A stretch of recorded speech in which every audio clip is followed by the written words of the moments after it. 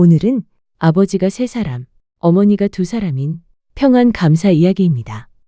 구독과 좋아요 그리고 알람 설정 부탁드립니다. 재미있고도 좋은 글로 보답하겠습니다. 충신 김정승이 간신들의 무고로 반역죄에 휩쓸리면서 삼족이 멸문지화를 당하게 되었을 때 정승 부인 박씨는 16살 난 외동아들이 남아 살리려고 여름이라 사용하지 않던 별채에 소주 끓이던 아궁이 속으로 아들을 깊숙이 밀어 넣었습니다. 아들 진걸은 아궁이 속에서 사흘 동안 물 한 모금 마시지 않고 죽은 듯이 검댕 속에 파묻혀 있었습니다. 감시가 소홀한 틈을 타 집을 빠져나온 진걸은 청계천 수표교 다리 밑에서 거지들 틈에 섞여 숨어서 살았습니다. 당시 한양 수표교 다리 밑에는 거지들이 움막을 짓거나 혹은 바닥에 가마니를 깔고 모여 살았다고 합니다. 의금부, 포도청 할 것 없이 나라의 모든 기관에서 반역자의 아들 진걸을 잡으려고 혈안이 된 나머지 무려 1,000냥의 현상금을 걸고는 한양을 포함해 조선 팔도 곳곳에 방문을 붙였습니다.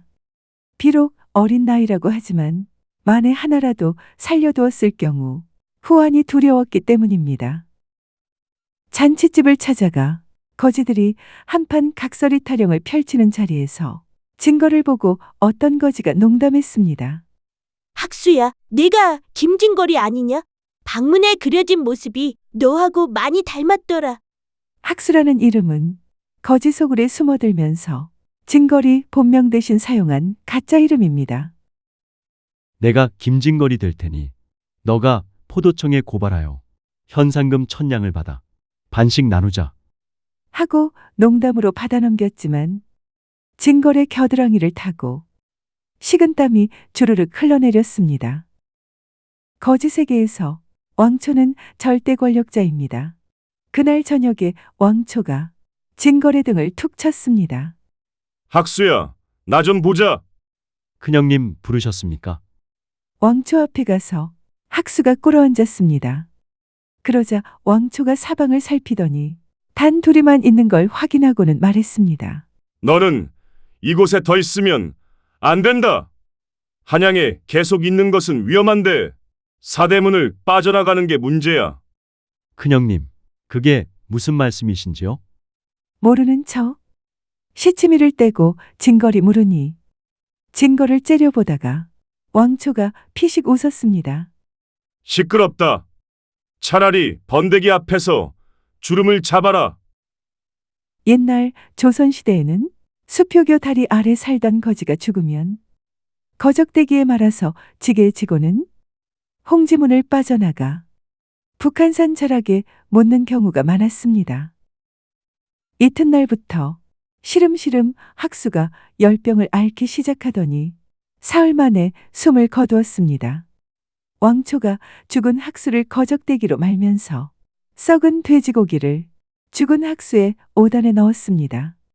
그날 저녁나절 왕초가 거적대기로 똘똘만 학수의 시체를 지게에 지고 홍지문으로 갔습니다. 홍지문을 지키던 포졸이 조사하려고 거적대기를 펼치다가 악취에 코를 막고 돌아섰습니다. 무사히 홍지문을 빠져나가서 개울가 숲속에서 거적대기를 펼치자 죽었던 학수가 살아났습니다. 새검정 개울에서 악취를 씻어낸 진걸은 왕초에게 큰 절을 올리며 말했습니다. 큰형님, 나중에 뵙겠습니다. 살아서 부끄럽지 않은 사람이 되어 돌아오겠습니다. 그때까지 몸조심하십시오. 왕초가 학수를 물끄러미 쳐다보더니 주머니에서 엽전 한 묶음을 꺼내서는 건네주었습니다. 애들이 1푼 2푼 모았다. 도망 다니려면 돈이 필요할 거야. 고맙습니다. 나중에 은혜를 꼭 갚을게요. 그런 다음 왕초는 홍지문을 통하여 한양으로 돌아갔고 진걸은 어디론가로 어둠 속에 사라졌습니다. 한 달쯤 후의 일입니다. 경상도 땅하고도 안동고을의 책거리 장터는 장꾼들로 시끌벅적했습니다. 헝클어진 머리를 수건으로 동여맨 웬 총각 엿장수가 가위를 두드리며 울릉도 호박엿이요. 깨엿도 있어요.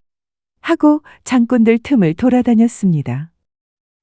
하지만 엿장사를 처음 시작하는지 무언가 어색하고 여러 사람 앞에 나서기를 부끄러워하는 것도 같았습니다.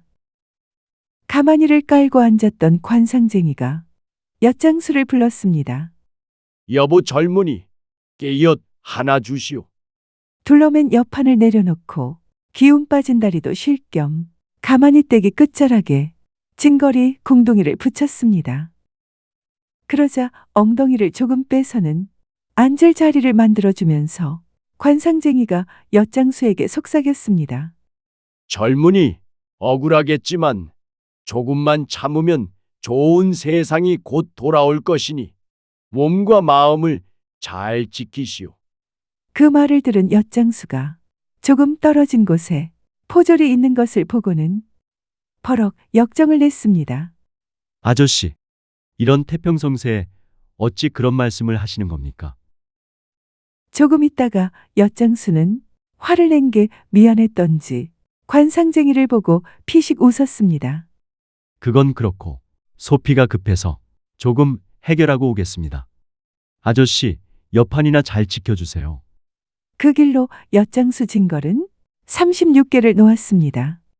아까웠지만 여파는 찾을 생각도 못했습니다. 며칠 숨어서 처박혀 있었는데 아무래도 안동을 떠나야 할 것 같았습니다. 담보찜 하나 달랑 둘러매고는 징걸이 나루터에서 배를 기다리고 있었습니다. 엿 한 판을 다 먹었더니 소갈병에 걸리게 생겼네. 이상한 소리가 들려서 뒤돌아보니 안동 책거리에서 본 관상쟁이가 빙긋이 웃고 있었습니다. 아차 싶었지만 도망가지는 않았습니다. 계속 도망치느라 기진해서 도망갈 힘도 없었고 표정을 보니 고발할 사람 같아 보이지도 않았기 때문입니다.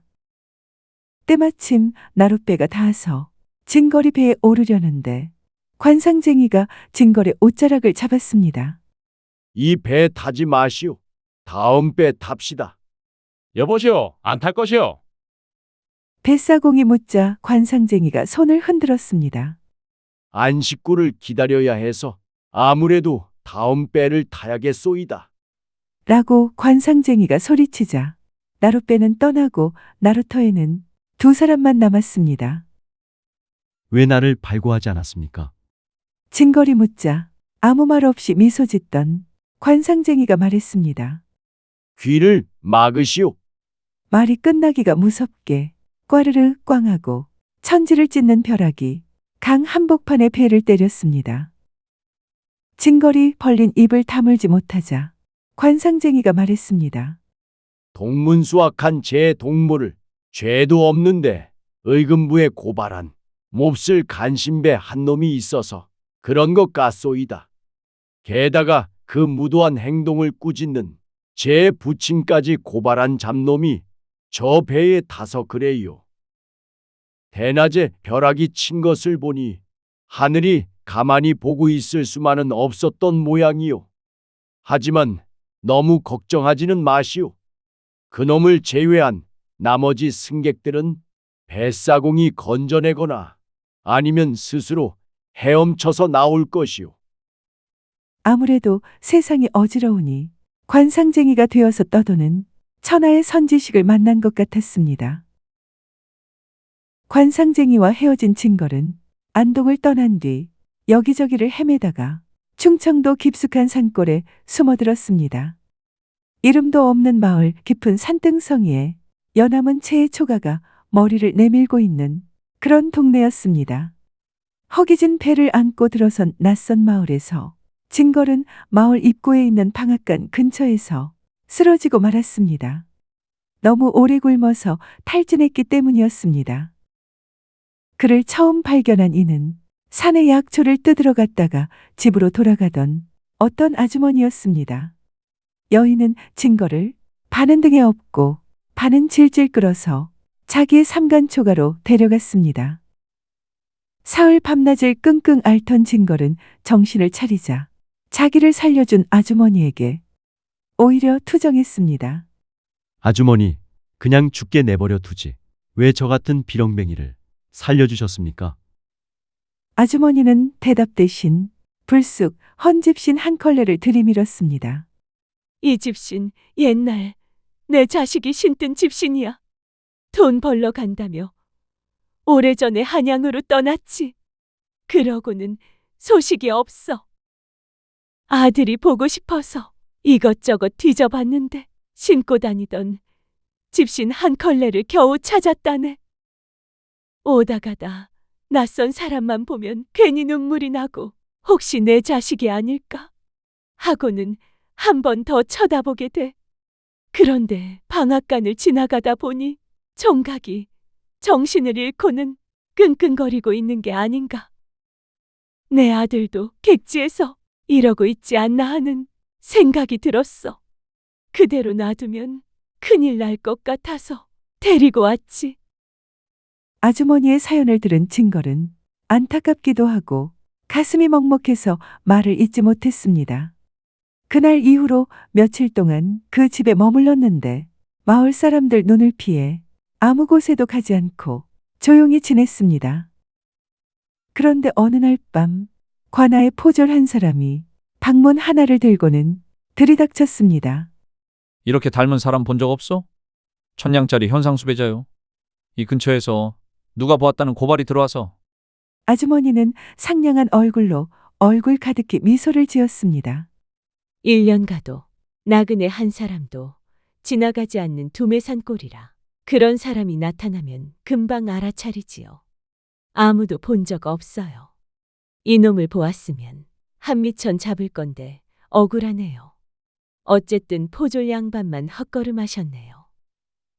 포졸들이 간 뒤 아주머니는 진걸에게 괴나리보찜 하나를 내밀며 웃었습니다.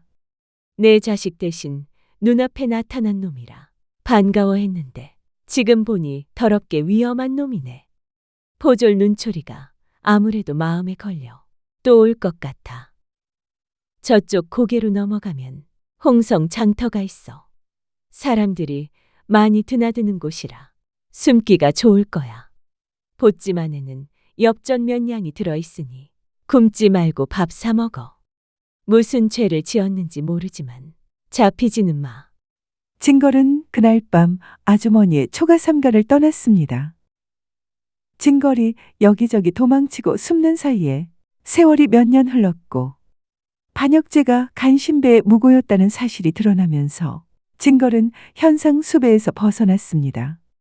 덕분에 진걸은 과거에 응시할 수 있게 되었는데 피신 다니면서도 손에서 책을 놓지 않아서 그런지 다행하게도 바로 과거에 그것도 장원급제하였습니다. 그러고 세월이 20여 년 흘러서 마침내는 평안감사의 지위까지 올랐습니다. 진걸은 한양 수표교 왕초와 안동 책거리 관상쟁이 그리고 충청도 산골 마을 아주머니까지 세 분을 사람을 시켜 수소문에서는 모두 평안가명에 모셔서 크게 잔치를 해드렸습니다. 그러고는 새어른에게 절하면서 앞으로 어머니 아버지로 모시겠다고 천명했습니다. 저에게는 아버님이 3분, 어머님이 2분 계십니다. 저승에 계신 아버님과 저의 목숨을 구해주신 2분 아버님이 그러합니다. 또 저승에 계신 어머님과 굶고 병들어서 다 죽어가는 저희 생명을 구해주신 한 분 어머님이 그러합니다. 이제는 할아버지가 된 한양 수표교 다리 아래 거지 왕초와 안동 책거리 장터의 관상쟁이였던 신비한 지혜를 가지고 있던 어른과 그리고 할머니가 된 충청도 산골의 아주머니는 감사의 절과 잔치를 받자 안절부절 어쩔 줄 몰라 했습니다. 이제는 나이 들어 오갈 데 없는 새 노인을 위한 별채를 지어 부모님을 모시는 것처럼 깍듯하게 모셨습니다. 매년 생일이 되면 친지들과 동네 사람들을 불러 아침부터 밤까지 크게 잔치를 열어드렸습니다. 돌아가신 뒤에는 장례를 잘 모신 다음 선영에 모시고는 매년 제사를 지냈습니다. 세상을 뜰 무렵 평안감사는 아들 손자들에게 기일이 되면 세 분에게 반드시 제사를 지내라고 유언했습니다. 들어주셔서 고맙습니다. 용어 풀이와 참고 문헌, 그리고 자료 출처는 명기만 하고 따로 읽지는 않겠습니다. 참고하시기를 바랍니다.